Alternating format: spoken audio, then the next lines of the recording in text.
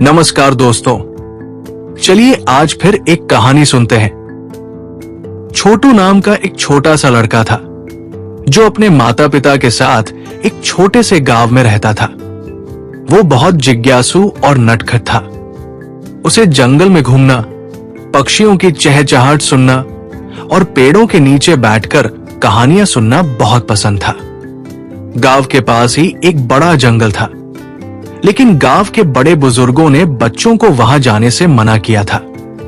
उनका कहना था कि जंगल में जंगली जानवर रहते हैं जो इंसानों को नुकसान पहुंचा सकते हैं। लेकिन छोटू को जंगल की रहस्यमयी दुनिया बहुत आकर्षित करती थी।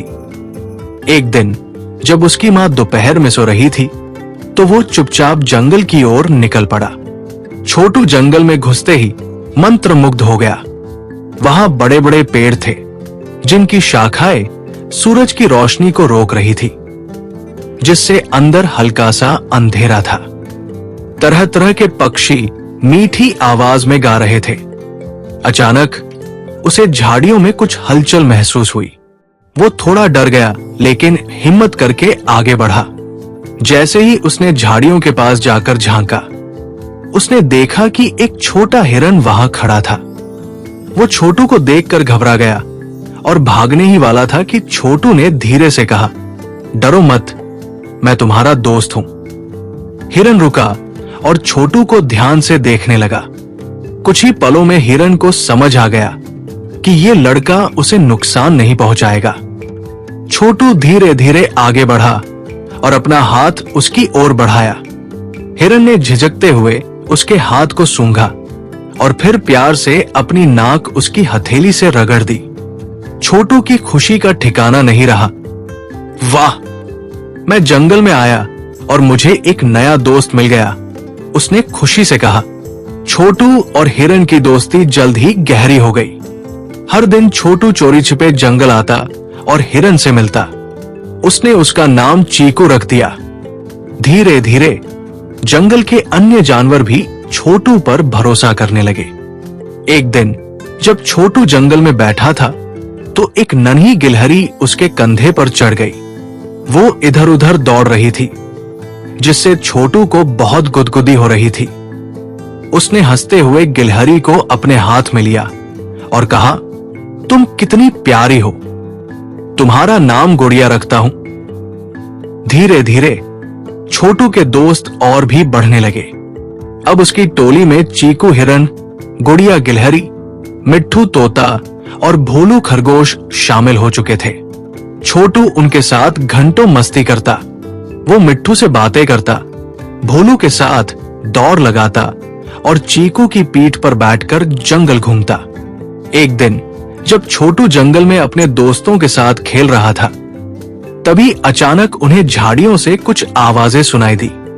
छोटू और जानवर चुपचाप हो गए और ध्यान से सुनने लगे। तभी उन्होंने देखा कि कुछ अजनबी लोग जंगल में घुस रहे थे। उनके हाथों में कुल्हाड़ी और जाल थे।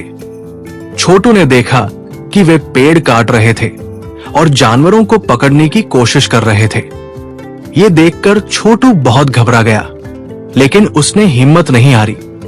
हमें कुछ करना होगा, उसने अपने दोस्तों से कहा। चीकू, भोलू, गुड़िया और मिट्ठू ने एक दूसरे की ओर देखा और फिर छोटू के इशारे को समझ गए। छोटू ने जल्दी से एक योजना बनाई।